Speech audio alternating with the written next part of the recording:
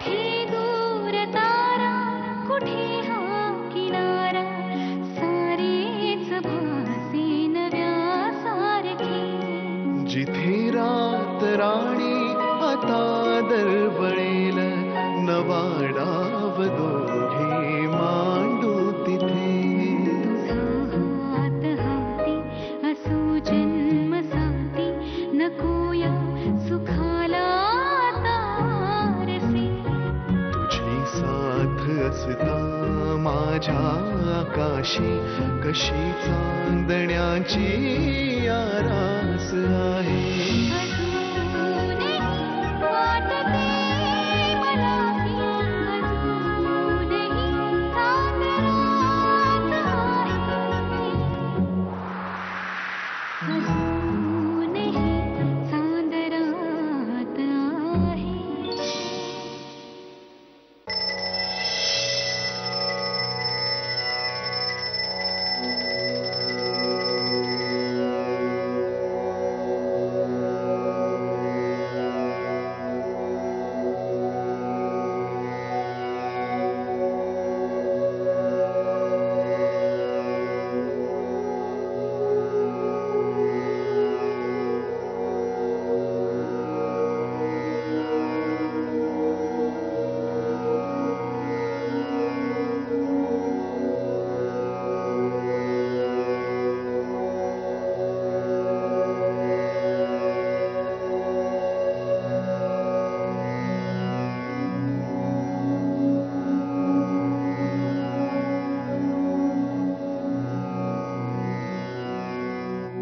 आयुष्यमान भव. तुम्ही गाडीचं जाऊन बसा, आम्ही जरा आप्पा महाराजांशी बोलून येतो.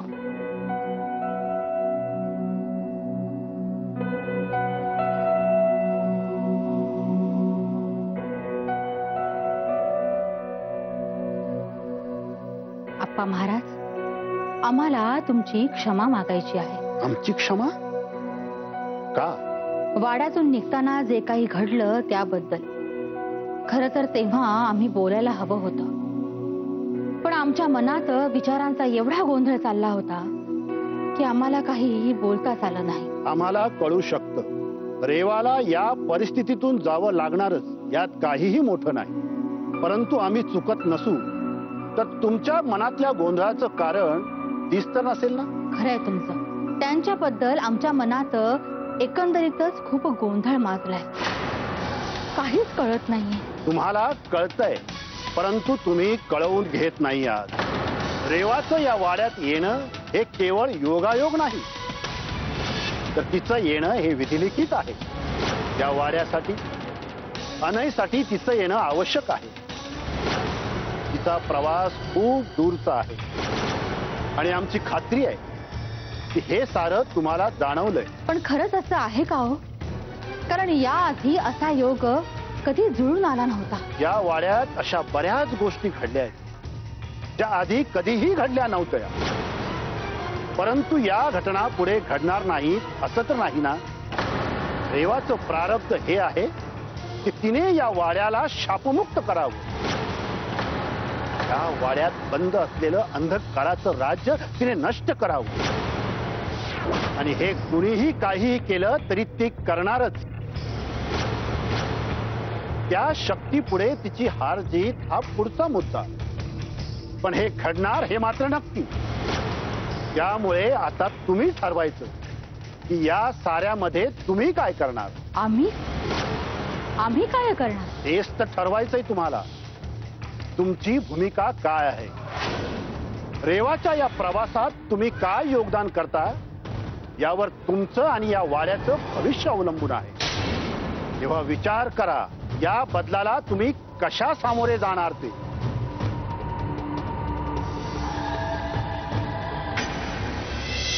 रामनाथ, एक आणि ती चटणी पण एका भांड्यात काढून ठेव. रेवा, तू इथे काय हवंय? आई, मी अनयसाठी चहा करायला आले. त्याला आवडतो ना माझ्या हातचा चहा. रेवा, राजघराण्यातल्या बायका असं किचन मध्ये काम नाही करत. आई, तुम्ही सुद्धा आता कामच करताय ना? अगं पण ते एखाद दिवस. जर का आऊसाहेबांना कळलं तू रोज आई, ते सगळं जाऊ दे. मला सांगा, काल मंदिरात सगळं व्यवस्थित पार पडलं ना? सगळं काही व्यवस्थित झालं. खरं तर मलाच तुझी माफी मागायची होती. माझ्यामुळे तुला खूप काही ऐकावं लागलं ना. आई प्लीज, तुम्ही का माफी मागताय? यात तुमची काहीच चूक नाहीये. आणि खरं सांगायचं तर यात कोणाचीच काही चूक नाहीये. आणि ह्या सगळ्या गोष्टींची आता मला सवय तर करून घ्यावीच लागेल. नाही रेवा, या सगळ्या गोष्टींची सवय करून घ्यायची काही गरज नाही. कुटुंब बांधून ठेवण्यासाठी तुझे प्रयत्न करतेस ना, ते असेच सुरू ठेव. फक्त हे सगळं करताना कोणाचाही अपमान होणार नाही आणि वाड्याचे नियम तुटणार नाही, ह्याकडे लक्ष दे. आणि सगळ्यात महत्वाचं, तुझं स्वत्व सोडू नकोस. आईसारखी माया करणारी जर तुमच्यासारखी सासू असेल. सासू? मी तुला सांगितलंय ना मी तुझी सासू नाहीये म्हणून. आई आहे. मारीन आता तुला. अरे वा, सासू सुनेचं प्रेम अगदी उतू चाललंय. तरीच म्हटलं आम्हाला नाश्त्याच्या टेबलवर एवढी वाट का बघावी लागते. नाही, चालू द्या चालू द्या, आम्ही काय बघू वाट. थोरल्या बहिणी, तसं काही नाहीये. सगळं तयार आहे आणि आम्ही आता ते घेऊन येतच होतो. घरात सुना आल्यानंतर सासवा त्यांना सुतासारख्या सरळ करतात. पण आपल्या घरात बघा, वेगळंच चित्र आहे. सून घरात आल्यानंतर सासूच बिघडत चालली. हे बघा, तसं काही नाहीये. तुम्ही एक गोष्ट लक्षात असू द्या धाकट्या वहिनी, काही गोष्टी परंपरा म्हणून पाळायच्या नसतात. योग्य प्रकारे जगण्यासाठी त्या आवश्यक असतात. सुनेला सुनेच्या जागी ठेवायचं ही आपल्या घराची परंपरा आहे. पण तुम्ही त्यात ढवळाढवळ करताय. उद्या हे तुम्हालाच महागात पडणार नाही असं बघा म्हणजे झालं.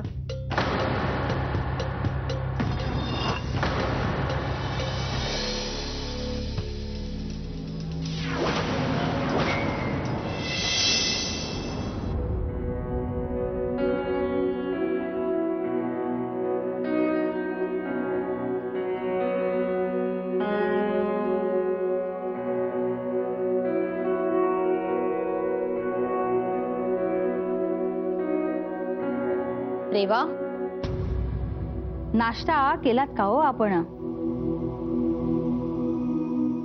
नाही अजून आऊसाहेब, पण करीन. मग बसा की हो आमच्या बरोबर.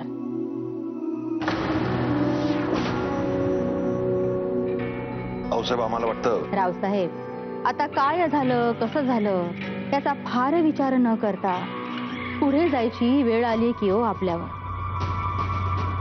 त्यामुळे आता काही गोष्टी सोडून द्याव्या लागणार आहे आणि काही स्वीकाराव्या लागणार आहे.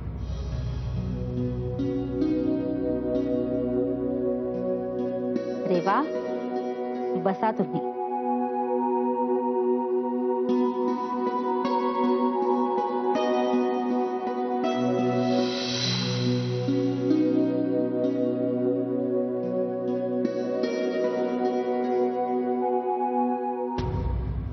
Good morning. Good morning. बसा.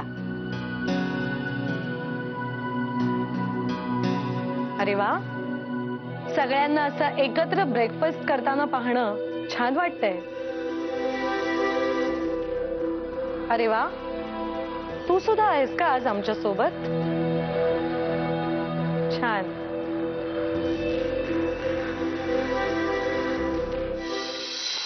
नमस्कार, शुभ प्रभात.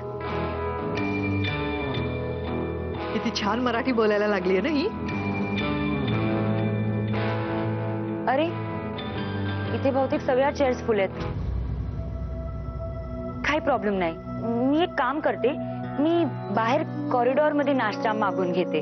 हा, नको, तुला बसायचं असेल तर इथे बस ना. मी थांबीन थोडा वेळ. हो गे रॉमिला, तू बस. ती काय थांबेल थोडा वेळ.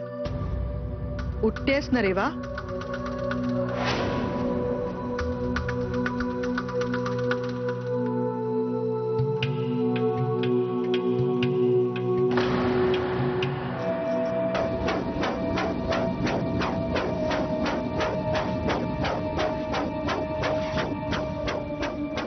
आता कसं छान वाटतंय नाही? फक्त घरातली माणसं एकत्र बसून नाश्ता करणार. बाहेरचं कोणी नाहीये. आता खाऊया का आपण? कोणाला काही बोलायचं आहे आणखीन? बाय द वे, आपल्या नवीन प्रोजेक्ट संदर्भातल्या हालचालींचा वेग आता वाढवायला हवा. बेसिक तयारी कुठपर्यंत आली आहे? बेसिक पेपर वर्क आणि परमिशनचं काम वगैरे सुरू आहे. त्याची काय गरज आहे? आपण तसंही काम सुरू करू शकतो. राव साहेब अगदी बरोबरच बोलतायत. सरनोबतांच्या कामात कुणी आडवं जाईल अशी हिंमत या पंचक्रोशीत तरी कुणाची नाही. आणि त्यातही या आठवड्यानंतरचं ग्रहमान जरा दूषितच होतंय. म्हणून याच आठवड्यात आपण भूमिपूजन उरकून टाकावं म्हणते मी. अरे वा, हे चांगलंच आहे की. पण अनईच्या डिझाईन्सचं काय? नाही, प्लांट्सचे ब्लूप्रिंट्स द्यायला अनय जरा जास्तच वेळ लावतोय नाही? नाही, मी लवकरच बनवतो. It's almost done. अजून ऑलमोस्ट डनच आहेस का तू? हाच प्रॉब्लेम असतो नवीन मुलांचा. कामातला सिरियसनेस त्यांना कळतच नाही. त्यात असं नवीन लग्न झालंय म्हटल्यानंतर तर काय बघायलाच नको. या प्रोजेक्ट मध्ये आपल्या सगळ्यांचा पैसा गुंतलाय. संध्याकाळपर्यंत होईल ना तुझं काम? हो, मी प्रयत्न करतो. प्रयत्न नाही, डेडलाईन. आज संध्याकाळपर्यंत कुठल्याही परिस्थितीत ते ब्लूप्रिंट्स मला हवेत म्हणजे हवेतच.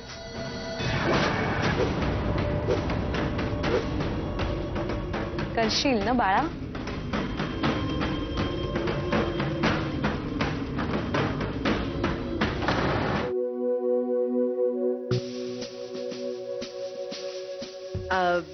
चंद्रसेन राजे, हे खूप सोपं आहे. नाही म्हणजे तशी मी ही 9वी पर्यंत शिकले. मला अगदी सहज सांगता येईल तुम्हाला. हो. मग सांगा नाही साहेब, टीचरने सांगितलं याचा अर्थ स्वतः शोधून आणायला. जो पण बरोबर शोधून आणेल त्याला टीचर क्लास मॉनिटर बनवणार आहेत. हो का? म्हणजे सांगावंच लागणार नाही का? UR दी एंड. संपली कविता? दी एंड आला सुद्धा? नाही, अजून आहे ना. UR the end of the rainbow. म्हणजे हा, माझ्या आयुष्यातला जो इंद्रधनुष्य आहे त्याचा तू शेवट केलाय. म्हणजे तो गायब केलाय. माफ करा मंदा मामी, अर्थ थोडासा चुकतोय. हो का? ही आली परत अक्कल शिकवायला. नाही म्हणजे बरोबर सांगताय तुम्ही, पण अर्थ थोडासा इथे तिथे होत होता म्हणून म्हंटल मी. हो ना? नाही म्हणजे मला तसंच वाटत होतं जरा. तुमची हरकत नसेल तर मी बघू. बघा. You are the end of the rainbow, my pot of gold, your daddy's little girl to have and hold. Chandrasen राजे, ही कविता एका वडिलांनी आपल्या मुलीसाठी म्हटली. आता रेनबो म्हणजे इंद्रधनुष्य. इंग्लिश फेरीटेल्स नुसार इंद्रधनुष्य जिथे संपतो ना तिथे एक सोन्याचा घडा असतो. आणि या कवितेत वडील त्यांच्या मुलीला असंच म्हणतायत की तू माझ्यासाठी सोन्याच्या घड्या इतकी महत्वाची आहेस, म्हणजे खूप अमूल्य आहेस, खूप इम्पॉर्टंट आहेस. आणि पुढे वडील असं म्हणतायत की ते म्हणतात की तू माझी अशीच मुलगी आहेस, त्या सोन्याच्या घड्याहूनही प्रिय आणि अनमोल. मी खूप भाग्यवान आहे की मला तू मिळालीस, तू माझ्या आयुष्यात आलीस, कारण माझं तुझ्यावर खूप प्रेम आहे. अय्या, याचा असा अर्थ आहे का? मला अगदी माझ्या बाबांची आठवण आली. नेहा, खूप छान बोललीस तू. किती हुशार आहेस तू. हुशार कसली? मागच्या वर्षी असणार ना तिला अभ्यासक्रमात ही कविता. तिला अर्थ अगोदरच माहित असणार. नाही बाबा, मागच्या वर्षी ही कविता नव्हती आम्हाला. मी स्वतः अर्थ शोधून काढला याचा. चला, मुलींनी इतकं शिकून करायचंय काय? या वाड्याची परंपरा आहे. स्त्रियांनी मान सुद्धा वर काढायची नसते, तोंडातून शब्दही काढायचा नाही. एवढं शिकून काय फायदा आहे देव जाणे.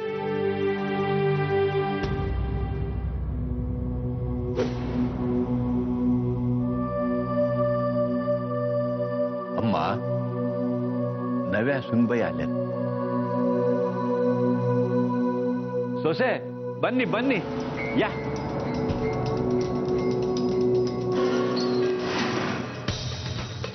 तुम्ही बोलवलात मला? म्हणूनच तुम्ही आमच्या रूम मध्ये उभे आहात बघा. आम्ही बोलवल्याशिवाय वाराही उमरा ओलांडून आतमध्ये येऊ शकत नाही. माझं काही चुकलं का?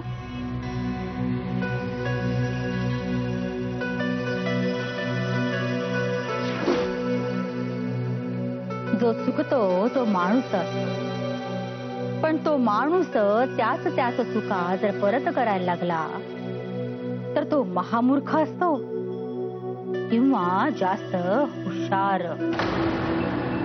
तुम्ही नक्की कोण आहात म्हणते? म्हणजे मागे तुमच्याबद्दल वाड्यात चर्चा झाली होती. तुम्ही रात्रीच्या वेळी एकट्यानं वाड्यात फिरता हे तुम्ही सुद्धा कबूल केलं होतं. एकदाच असं एकदाच नाही तर बऱ्याचदा घडलंय. का? याला कारण काय? रात्रीच्या वेळी वाड्यात तुम्ही असं एकट्यानं का फिरता?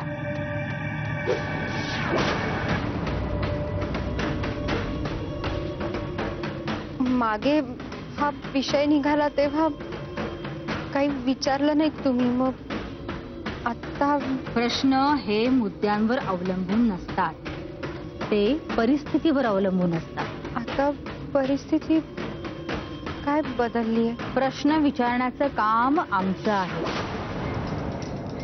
तुम्ही वाड्यात फिरून काय करता?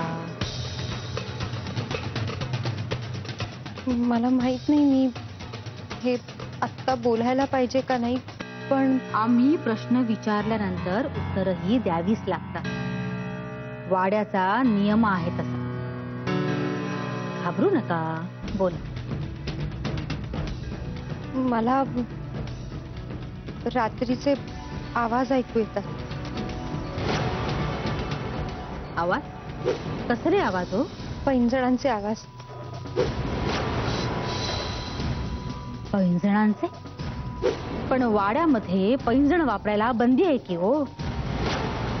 माहितीये मला, म्हणूनच विचित्र वाटला हा आवाज मला. आणि त्याहीपेक्षा विचित्र म्हणजे काय विचित्र वाटलं? ती हाक, माझ्या नावाची हाक. ती बाई रात्री पैंजण घालून वाड्यात फिरते आणि मला बोलावते. ती मला त्या दाराच्या दिशेने घेऊन जाते. तुम्ही ते दार पाहिलंय? हो, म्हणजे एकदाच त्या आवाजाचा पाठलाग करताना. हे बघा, तुम्ही या साऱ्यापासून दूर राहा. या गोष्टी चांगल्या नाहीत. त्या आवाजाचा माग काढणं सोडा. तुम्ही या दारापासून दूर राहा. पण नेमकं काय आहे त्या दारामागे? बस, आम्ही तुम्हाला पुन्हा एकदा सांगतो, प्रश्न विचारण्याचं काम आमचं आहे.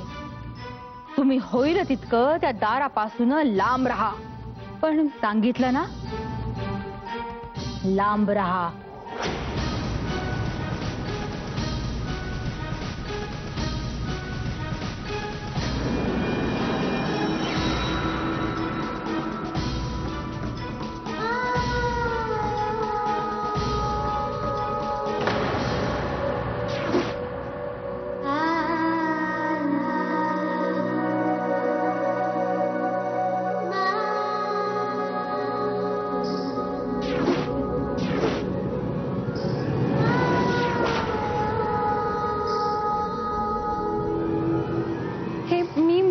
अगदी 7च पावलं चाललात की हो. आठवं छापलंच गेलं नाही.